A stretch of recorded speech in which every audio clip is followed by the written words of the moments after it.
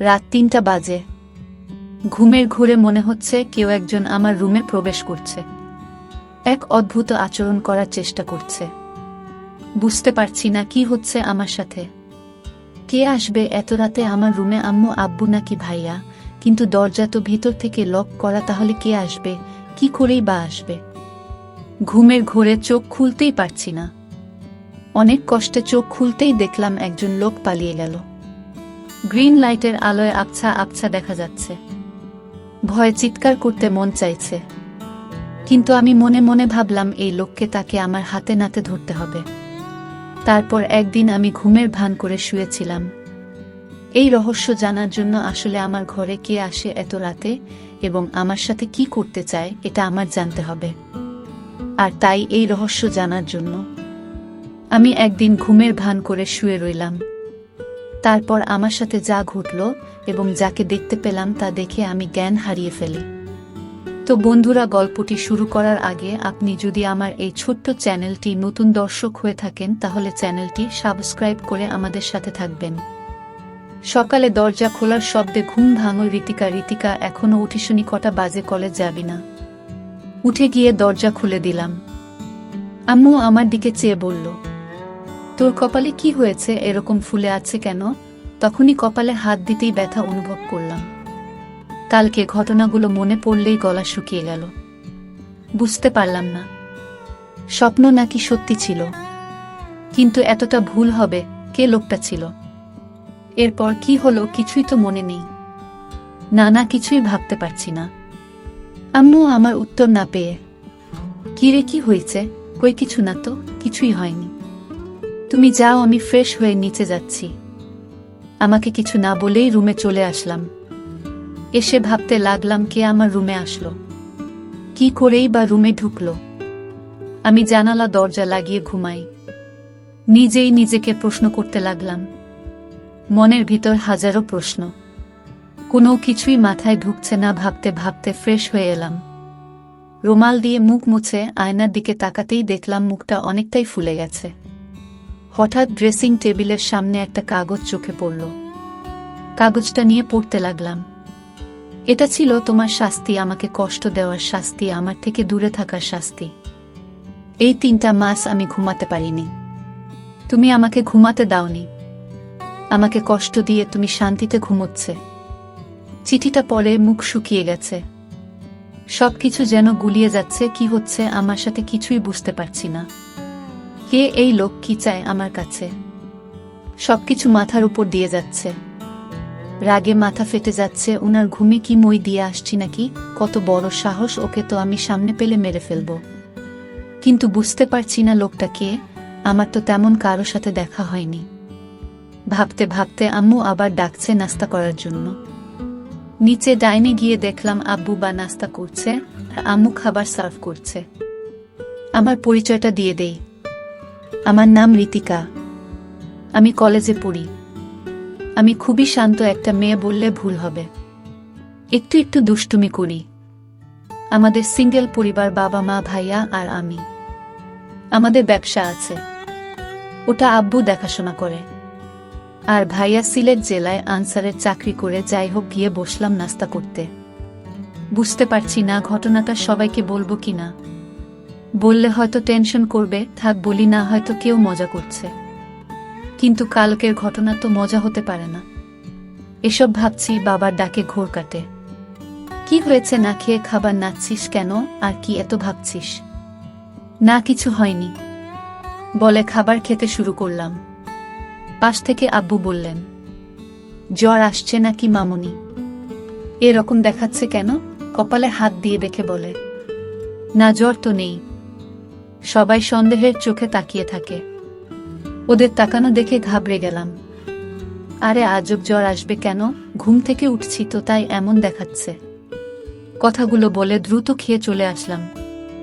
Ready হয়ে কলেজে চলে আসলাম। বাবা ড্রপ করে দিল। কলেজে গিয়ে আমার আয়সা আরিফা এর সাথে দেখা হলো। কালকের ঘটে যাওয়া ঘটনা সবকিছু খুলে বললাম। আমার কথা শুনে হেসে বলে, হয়তো স্বপ্নে দেখেছি। কিন্তু সেই চিঠিটা আর কপাল দেখে বিশ্বাস না করার কোনো উপায় নেই। ওরা অবাক হয়ে ভাবছি কে এই লোকটা। আশা খুব মনোযোগ সহকারে কয়েকবার চিঠিটা পড়ল। তারপর একটা গোয়েন্দা ভাব নিয়ে বলল, আচ্ছা ঋতিকা, এখানে 2 মাসের কথা বলছে, মানে 2 মাস আগে তোর সাথে দেখা হয়েছে বা কিছু তো হয়েছে? তুই মনে করে দেখতে 2 মাস আগের কথা বিশেষ কারো সাথে দেখা হয়েছে কিনা।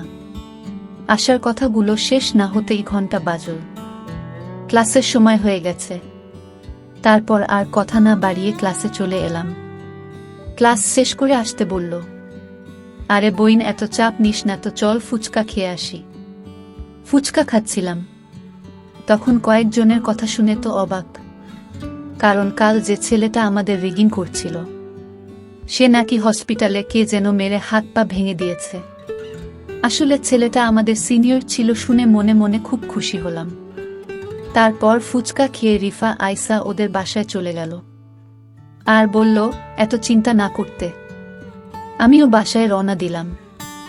ইদানিং আমার মনে হলো কেউ যেন আমাকে ফলো করছে, কিন্তু তাকালে কাউকে দেখি না। সেদিনের পর থেকে ভয়ে দরজা আটকে ঘুমায়। এভাবে 2 দিন কেটে যায়। কলেজের ক্যাম্পাসে আসা আরিফা এর সাথে বসে গল্প করছিলাম। তখন আমাদের সিনিয়র জিহাদ ভাইয়া এসে আমার পাশে বসে বললেন, এই গার্লস কেমন আছো? আমরা হেসে প্রতি উত্তরে বললাম, ভালো ভাইয়া। তারপর টুকটাক অনেক কথাই হলো। আমরা অনেক সময় বসে গল্প করলাম। ভাইয়া অনেক মজা এবং খুবই ভালো একজন মানুষ, দেখতে খুবই সুন্দর। কলেজের অনেক মেয়ে লাইন দিয়ে পড়ে আছে ভাইয়ের পিছে, কিন্তু ভাইয়া কাউকে পাত্তা দেন না। উনি ভাইয়ার ফ্রেন্ডের ভাই। ভাই বলছিল দেখে শুনে রাখতে, কিন্তু আমি তেমন কথা বলি না। ধনী ভাইয়ের কথা ওনাকে বলিনি বললে একটা ঝামেলা হবে। আমি ঝামেলা পছন্দ করি না। তারপর ওনার সাথে কথা বলতে বলতে আমি উঠে বললাম, তোমরা কথা বলো, আমি একটু আসছি বলে চলে আসলাম। রুটি খেয়ে চলে আসতে যাব, তখন কেউ একজন এসে আমায় বলল। লোকটা খুব রেগে বলল, তোমার সাহস কি করে হয় তুমি ওই ছেলের সাথে হেসে হেসে কথা বলো? আমি কিছুই বুঝতে পারলাম না। বললাম, আমি যার সাথে ইচ্ছা তার সাথে কথা বলবো। আপনার কি সমস্যা? আপনি কে বলেন? সাহস তো কন্যা শুন। লোকটার মুখে মাস্ক পরা খুবই চেনা চেনা লাগছে, কিন্তু লোকটাকে চেনার কোনো উপায় নেই। লোকটি বলতে লাগলো, কেন ভয় পাচ্ছে কেন? অনেক কষ্টে তোমায় খুঁজে পেয়েছি, আর হারাতে দেব না। না, কথা শুনে ভয় করছে, আবার রাগও লাগছে। আপনি এখানেও চলে আসছেন আমাকে মারতে। তার মানে সেদিন রাতে আপনি আমার রুমে এসেছিলেন আমাকে মারতে। তো না মেরে আমার সাথে দুর্ব্যবহার করার সাহস হয় কি করে হলো? বজ্জাত ছেলে। মেয়েদের দেখলেই কথা বলতে মন চায়। আর করবেন নাই বা কেন? মানুষকে মেরে ফেলাই তো আপনার কাজ, এটা আর কি এমন বিষয়? তো মেরে ফেলেন আমাকে এখনই শাহিন, এভাবে কিছু করার তো কোনো মানে হয় না। চোখ বন্ধ করে কথাগুলো একদমে বলে ফেললাম।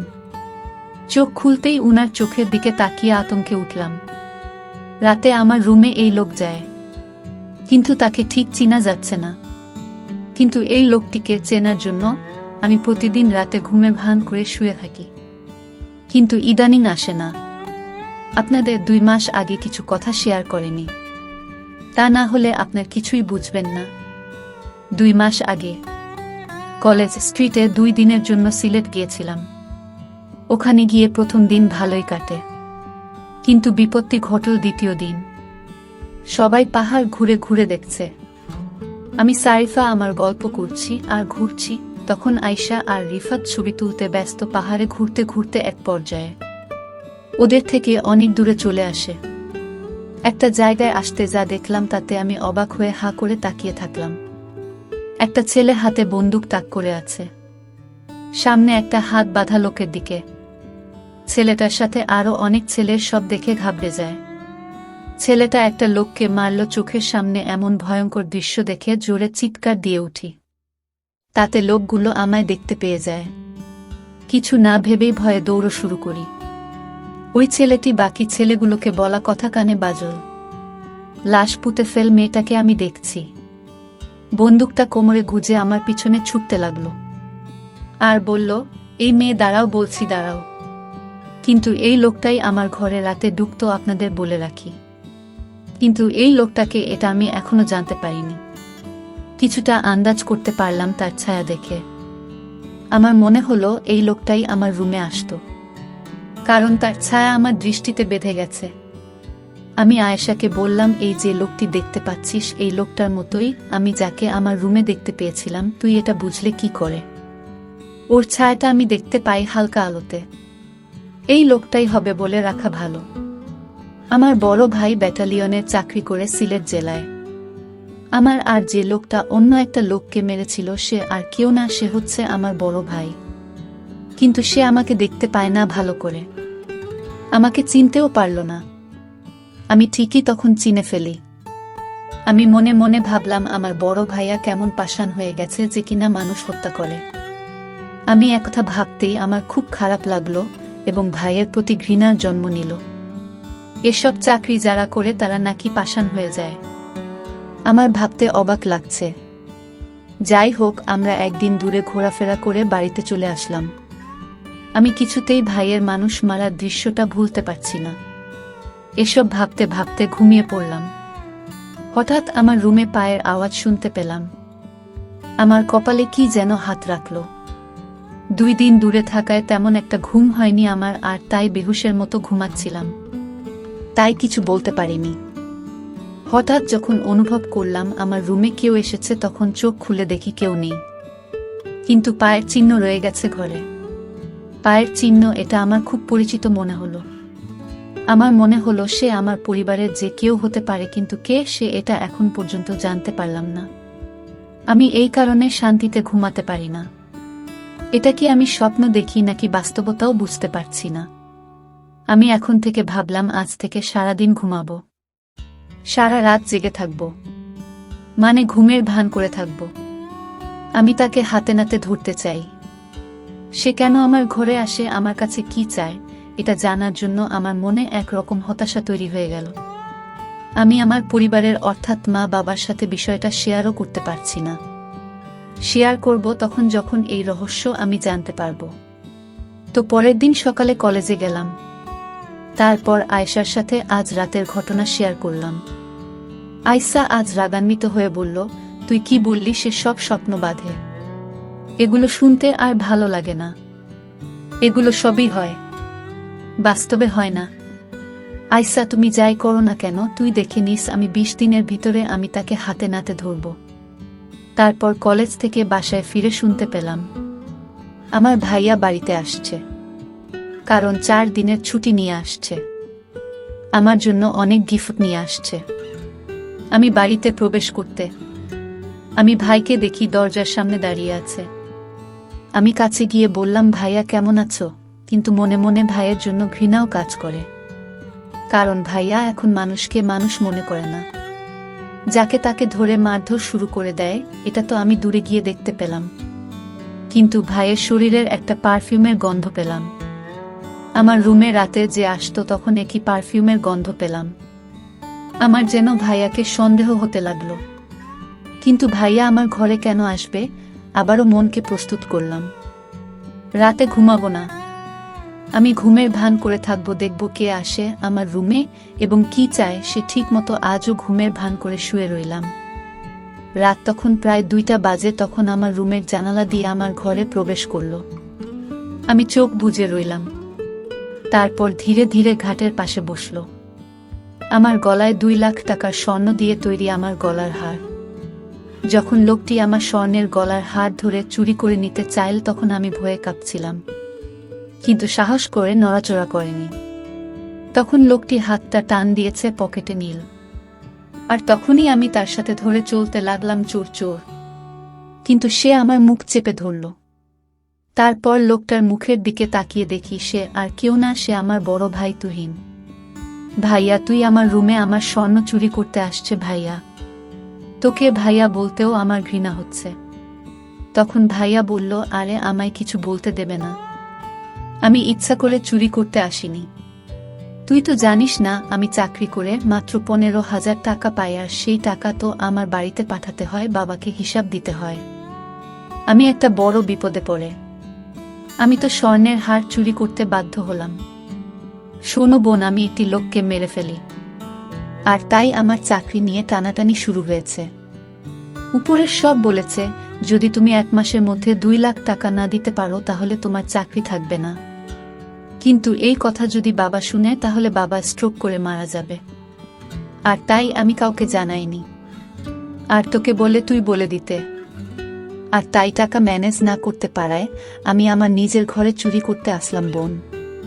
এখন তুই চাইলে আমাকে পুলিশে ধরিয়ে দেয়। ভাইয়ের কথা শুনে আমি অবাক। তুমি আমার কাছে যদি চাইতে তাহলেই তো আমি তোমাকে আমার স্বর্ণ বিক্রি করে টাকা দিতাম, চুরি করার কি দরকার ছিল? আরে পাগলি, আমি যদি তোকে বলতাম মানলাম, তুই আমাকে বিক্রি করে টাকা দিতে আমি মানলাম। কিন্তু বাবা মা যখন লক্ষ্য করত তোর গলায় হার নেই, তখন কি বলতি? কিন্তু আমি যদি নিতে পারতাম তাহলে তুই এবং আমার মা বাবা ভাবতো এটা চুরি হয়ে গেছে। ঠিক আছে, বুঝেছি, তুমি এগুলো নিয়ে বিক্রি করে চাকরি বাঁচাও। ধন্যবাদ বোন, আমি তোকে এর চেয়ে বেশি দামি হার উপহার দিব। প্রিয় বন্ধুরা, গল্পটি কেমন লাগলো তা অবশ্যই কমেন্ট করে জানাবেন। আর চ্যানেলটি নতুন দর্শক হয়ে থাকলে চ্যানেলটি সাবস্ক্রাইব করে আমাদের সাথে থাকবেন। ধন্যবাদ।